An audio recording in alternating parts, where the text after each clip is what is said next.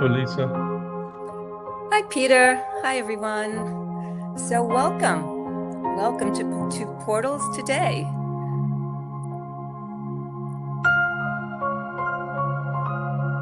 And thanks for the music, Peter. Yeah. Always a nice way to start the day.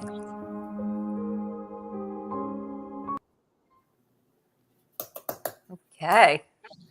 So welcome, everyone. Again, to say here we are at Portals Today, and we invite you to join us on our continued Discovery Odyssey. And today we're going to get into the inner guidance and the subtle signs of the soul, connecting to the soul, being with the soul. So I'm Lisa. I'm here in the USA. I'm currently in Florida. And Peter's joining us well, let everybody introduce themselves. Peter, over to you. Yeah, I'm Peter. I'm in Tennessee, getting ready for some tornadoes today. Hopefully that works out. Wow, that will be dramatic, but hopefully it doesn't happen. I'm Patrick. I am in the Pacific Northwest, a little bit north of Seattle, along Puget Sound. I'm Kyriaki. I'm in Athens, Greece, and the weather is really good here. Springtime. My name is Emmy, and I'm in Holland, in Leiden, not so far from Amsterdam. Oh, lovely. So, Patrick, may I invite you to give us a lead-in into today's session? Sure, I'd be happy to. Well, the five of us are pretty big fans of the Portals of Perception website. And so whenever there's new content or a new conversation publishes on Portals, which is nearly every week, we tend to be among the first who go to it, listen to the conversations, read what's there, and we love to talk about it. Because the content on Portals is pretty amazing because there's so many different points, that interest people. And we find that the five of us, we can read the same thing, and different points of the conversation will interest us, catch us, and we just love getting together and talking about what really caught us in a particular conversation. And so we've done that with this whole series of Portals into the Soul. And so chapter 6, the latest Portals, has some amazing content that, again, kind of reintroduces us to the idea that we're not one thing. We have inner lives. We have very subtle inner worlds inside of us. And all of these little voices inside of us are alive, and they are voices, and they're trying to communicate. And we can use all of our little subtle inner lives as resources to help us, like the soul. And we've looked at in previous chapters in the soul, its mission is actually being a guide to us through this life, through the various levels of life as we grow, mature, and develop. And so this I really liked. That's what we're doing. We're getting together and talking about what really caught us in this newest chapter and what has been catching us in Portals. And this one, it just always catches me to think about the fact that we are not simply one thing. I mean, we have our soul, and if we can learn to listen to our soul as a resource, it's just trying to help us. It's fantastic. And for me, it's just that constant reminder that we do have all of these subtle inner lives, inner energetic forms that all have voices, and they're all trying to help us. And we need to help them by occasionally just making space and listening to what our inner lives are trying to tell us. So that's sort of what my first inroad into the newest chapter is, just again, being excited by the fact that there really is a way to get to know, to get to listen to our soul and all of the other resources we have inside of us that are trying to help us.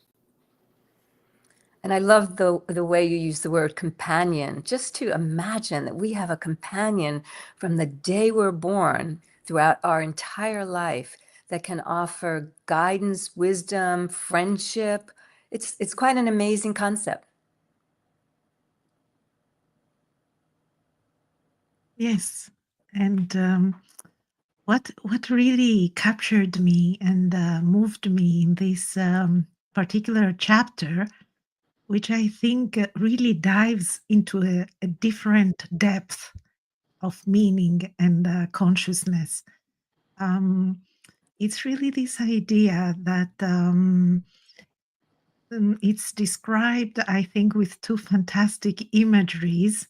The one is an imagery where Aviv describes himself standing in a seashore and feeling at the same time all the elements. So in a way, he's standing and he feels the sand, the wind, the water, and the light of the sun. And at that moment, at those moments, there is a different feeling, a different sense, where maybe in this special experience, you can have a sense of the soul. And I love this imagery. This is one of the imagery that's really moved me. It's a fascinating chapter. It really took me on a journey of thinking of my life, thinking about the main maybe purpose of my life and how I can trace that in my life story.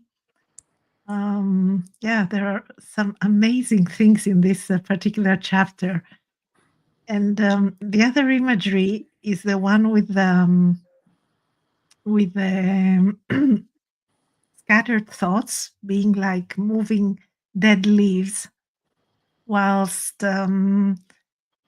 let's say more mindful thoughts joined with feelings are like being attached leaves that are alive and they are attached to the tree. So they are completely different thoughts and completely different contemplative states.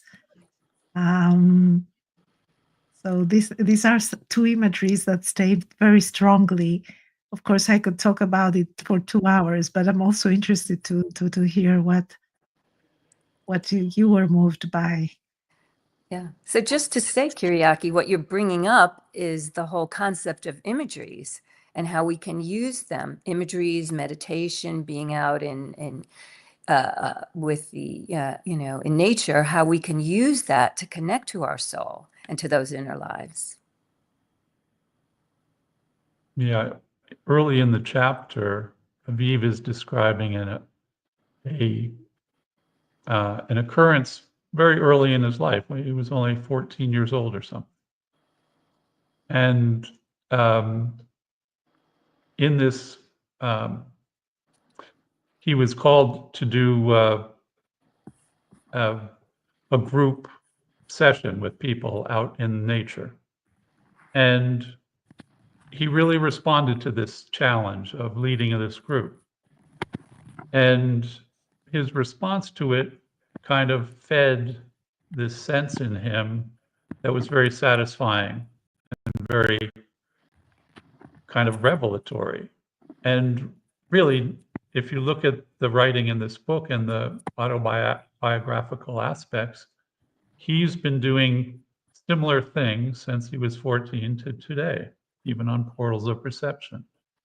So you can see in this that he was nudged towards something, he responded to it, and continues to respond. And it's played such an important aspect in his life.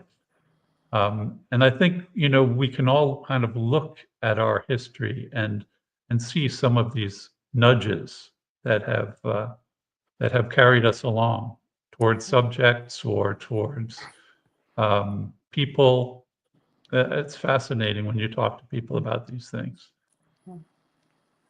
Yeah. How do we recognize those nudges and respond to them? Because I know every time I get like a little nudge, a couple of things that I did, and something in me said, okay, doesn't feel so right, but I felt like I had committed to it, so I didn't want to go back on my word.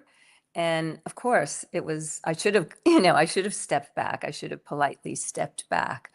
But to actually listen to those nudges and not let the brain or the ego get its way, if you will. Yeah, I'll give an example. So one time I was supposed to meet a friend. I was here in South Florida, and he was about 2.5 hours north. And we were meeting on a Sunday to just to do some spiritual work and, be together. And there was a terrible storm here in Florida. But I said, look, I said I'm going to be there. I'm going to go there. I'm going to go. It took me like he was about an hour and a half, 2 hours north. It took me like 4 hours to get there, like maybe more. The weather was so bad. I should have just called and said, look, I can't come. And then I got there, and I remember him saying, well, I got to leave it. I've got to throw you out at 6. I've got something to do tonight. And I went like, okay, so look at all the hours that I spent driving to show up when he didn't really have the time. And something in me said, don't go, don't go, don't go. But I didn't trust that. And I went and kind of lost the whole day, where I could have sat at home and read beautiful notes and books and things. So it was a lesson to really trust that, nudge to say, okay, maybe it's not the right thing to do right now, and have the actual courage to call and say, I'm not coming. It's not right.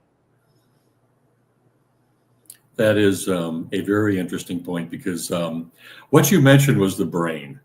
And so one of my biggest challenges, so whenever you need to make a decision, you're trying to decide what to do for the day, initially you might go into it by habit. Like, this is what I normally do. And part of me is really comfortable with my habits. My brain just loves it, loves stimulation, loves the habit, loves to know, right, everything. But then if you're open to it, and you might kind of ask yourself, well, what could I do today? What if I want to learn more about this? I want to do this. And you start listening, and you try to decide. And for me, it's always fighting my brain, which wants to stick with what I know, because it's comfortable, right? But if I want to try something new, you have these nudges. And at some point, you just have to trust your nudges, trust your gut, your instinct. And because that's one of the ways the soul tries to communicate, is it kind of is going to nudge you through the systems we have set up. But you've got to practice it. And so I guess what I'm trying to say is, for me, I have to listen to the nudges, and actually trust them enough to start to practice. And then once you practice, you see that, wow, okay, this was correct. And you begin to trust your own systems. And so learning to trust is a big deal. Yes, and maybe also a sign is that your soul is speaking to you, is how you feel. So obviously, if you are feeling a special sense of happiness, of fulfillment, of being in the right moment at the right time, and you don't feel disjoint thoughts, but there is a flow, there is a sense of flow and unity, then obviously you're striking a right chord in you. You are more attuned to yourself. So let's say the moments in our childhood or in our adolescence or any time during our life that we felt this sense that, wow, this is something special that goes on now. Maybe it's the times that our soul has been nudging us and pointing us to the right direction. Yeah, that's great. That's great. So just to what you're saying, we have a question from the 23 Lights. Hi, welcome to you, 23 Lights. May I read it out? Yes, please. Why do you think the soul's way is to nudge rather than shout to get our attention? Good question. Wow.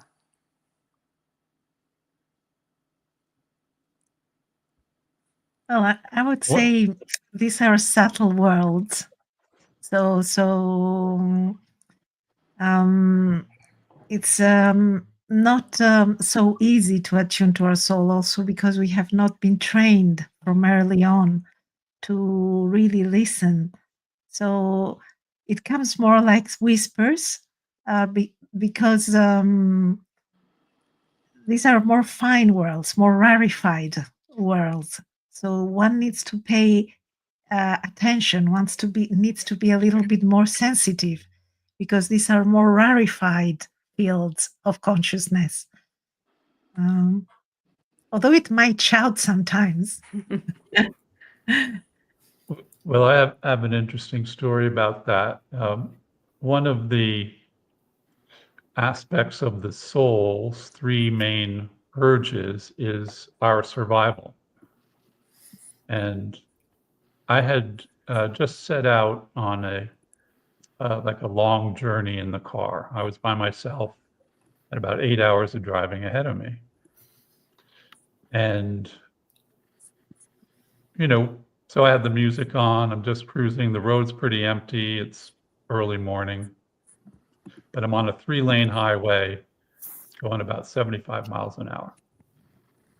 And all of a sudden, out of nowhere, I start thinking about how I would teach someone to drive, and saying things to myself like, I'll look in my rearview mirror, be aware of who's in my blind spots, know where the cars are around me. And while I'm having this kind of little experience, a truck comes, a tractor trailer truck comes on an on-ramp and slides right into my lane. And because I had been scanning my horizons, I knew that I could just move sideways. So I moved into the next lane, no signaling. I just glided to the next lane while the truck would have overlapped me, would have hit me, and just took my lane. But it was the most smooth transition, like it was orchestrated, like a dance. So I just slid to the left. So in answer to 23 Light's question, I would say, how do we translate these nudges? We're getting a nudge, but I translated it in this very strange way of thinking about teaching driving. But this moment may have saved my life. It certainly would have saved a catastrophe. And it went completely smoothly because I was open to it, listening to it, and just going with it for those moments. But I do think the way we translate, or the way we hear, is also part of our translation, our ability to translate what the soul is trying to tell us. Yeah, I had sort of the same reaction as Kyriaki when I saw that. I thought, well, maybe the soul is shouting. But you have to think, so soul is not a physical thing. It's more of like an energetic intelligence that we have inside of us. And it has its own nature. The soul has its own nature and speeds and frequencies, which are going to be different from like our brain, which we hear all the time when our brain does shout. And the different parts of us are just different natures, different speeds and frequencies, and they're all going to work in different ways. So the soul's nature is not going to be something like a brain, which really gets our attention when it's unhappy. But the soul could be shouting to us in its own way. Just as you said, how do we train ourselves to listen to the different voices, knowing that they're all going to be a little bit different? And that's why how we translate that sort of energetic nudge from each of these is going to be different, because they're all different in their nature. But the thing is, it's learn, just accept the fact that we have these different natures inside of us, and they're trying to communicate. And we need to practice and train our systems to just listen. Yeah. I've got an idea that maybe the finer lives of us are more susceptible to whispering or softer voices than the parts of us that are focused on survival, taking into account the three functions of the soul: survival, learning, and finding our purpose. So that may have to do with the softer sounding of the soul. And in relation to that, what caught me in this chapter 6 was the space and the preparation that was preceding the special circumstances or the special events, as well as the after play that took place and the reverberations of the special meeting, in this case with the young people, how that had an after effect in evaluating the happening. So I wonder if the speed of the soul is quite different from our usual speed of processing things. Yeah, that makes perfect sense. And with what you're saying, it makes me think, because what is shouting actually? So maybe there is a moment like when you're in a car and you have to react quickly, that the soul, I would say, is alerting me. Maybe not shouting at me, alerting me. But this whole conversation makes me think, you got to meet the soul. You got to be with the soul. And I think the soul is pretty clever. They know sitting there screaming and shouting at us, it's not going to get our attention. Like I said, maybe in the circumstance of a quick emergency, but for the most part, to companion your life, to be with the soul, for me, it feels like I've got to meet that soul. I've got to step out and be with that soul and connect to it and try to understand it. And, like any kind of a relationship where you have a companion, whether it's a family member, a friend, a lover, you've got to get together with them and have those common grounds. So that soul, I think my soul knows that I've got to make that, first step to say, I want to be with you, hear you, let you guide me. And, shouting at me is probably not going to get my attention. So I think we have very wise souls, very wise. Yes, and also I want to add to that the more fine something is, it seems that the more sensitive it is. So it's more reactive. It's more fragile in a way. So you wouldn't go, let's say, shouting to a child or to a cat that is so sensitive, because it would go away. It would be frightened. It would retreat. So you want to woo it. You want to whisper to it and slowly, slowly warm the territory so that it can expand. And as you said, it has different speeds. It's a compound, multifaceted intelligence and loom of combining systems of maintaining us, of inspiring us, of keeping us alive, of allowing us to flourish. So it's a very complicated, sensitive, compound, energetic thing. And it's very interesting that we can create also together these fields, these subtle fields, as Emmy was pointing out from the story that Aviv shares. And what I find amazing is that you can seed that process from before. When you meet with friends, you can decide what atmosphere, what exchange, what kind of exchange you want to have. You can influence that whilst it's going on. And then even after it happened, you can, in the way you think about it and in the way you process it, you can also refine it in yourself. I find this fascinating that you can influence it before, during, and after. And I think in one of our conversations, Peter, you shared an example from the world of sports. Maybe you want to Yeah, a famous example is Michael Jordan, who, before, one of the best basketball players ever, um, and before every game, he would go into the empty arena and he would picture himself from various points on the basketball floor and imagine himself sinking the basketball, sinking the shot, making a play. And so he would visualize the whole process of the game in advance. And he did this in every arena he traveled to before each game. And obviously, he was fantastically successful.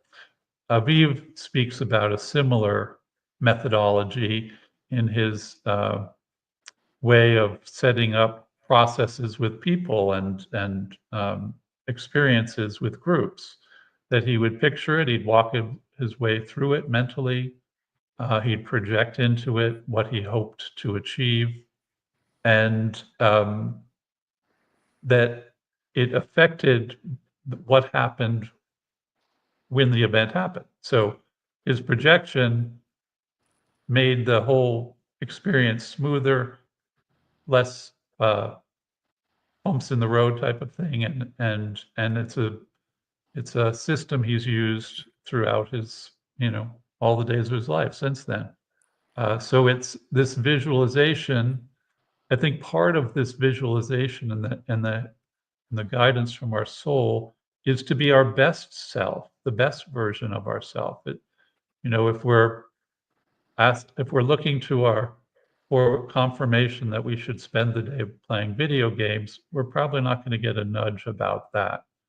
But if we're searching for what's the best thing for me to do, what should I spend my time at? What should I make an effort at? I think those are the things that we'll get nudges about. So our soul will respond to our inner questions. Yeah. And it is a fascinating thing how we can grow this relationship and make that companionship stronger and stronger over time. Yeah, that's great. And it makes me think, Peter, I'm trying to practice waiting and having patience so that I'm not demanding that nudge or that response or that wisdom, but to really just maybe maybe it's not determined yet. Maybe it's not ready to have an answer.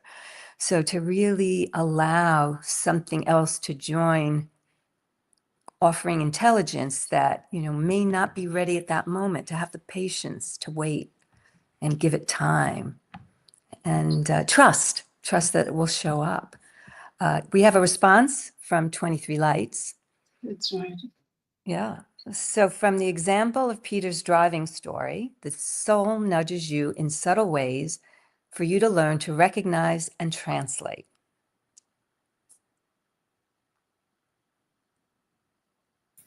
I was laughing a moment ago when you mentioned patience. You mean I have to learn patience too? Okay, so one more thing for me to practice, but it is very true, because when you're talking about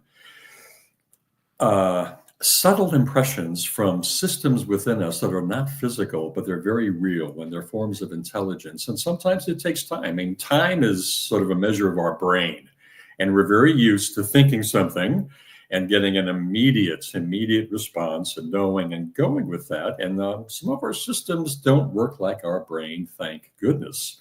And so it does take patience and it does take practice. And I remember that there are some meditations and examples in chapter 6 of Portals into the Soul of how to begin to sensitize ourselves to our subtle inner energetic realms and all those around us. So that would be a good recommendation too, is to start practicing those meditations and exercises that are there. And invite your own meditations. And as well. think of your own. Yeah. And also the tree meditation in the end, it's amazing. It actually changed my relationship with trees. So I highly recommend it to try it. I go to the park and I try to do this meditation, and there's beautiful music that accompanies this meditation Yeah. in the recording. But in relation with patience, yeah, I think it's a bit like fishing. I mean, you sit and you need to be really patient and wait. And then sometime the fish will come when it's the right time. And you need to be ready to sense it and to catch it in a way. But it takes patience. It's sometimes, yeah, to wait until this world surrender to you in a way, and you surrender to them. Yeah. So now you have, Patrick, you have patience and surrender to work on. Great. Yeah. So for those of you who joined us later on, we're talking about chapter 6 of Portals of Perception.org. It's Portals into the Soul, chapter 6. Peter's posting it now. You can read all about the portals into the soul, all the chapters 1, 2, 3, 4, 5, and 6 on the website, portalsofperception.org. And I noticed that I think we're almost out of time, so that might be a very good way to for us to begin to land our little conversation. I hope people have found something interesting in all of this. I have. Great. As you said earlier, we can talk about this for hours at a time. Yeah. And if you want to learn more or be with us in a further endeavor towards working into the soul, portals into the soul, please join us on Saturday, April 26th. And the name of that event is Self-Leadership and Energetic Hygiene in Times of the Epochal Change. And it will be very interactive. We'll have Aviv and another friend of ours, David Francis, to join us. So go to the website, find out more. We look forward to seeing you again very soon. And thanks, friends. It's always great to be together. Like you said, we could go on for hours and hours. We've just scratched the very surface of this. So much to Thank discover. you too. Yeah. Thank all of you. Thank you all. Good to see you. Thank you. Good to see you. Bye, all. Until next.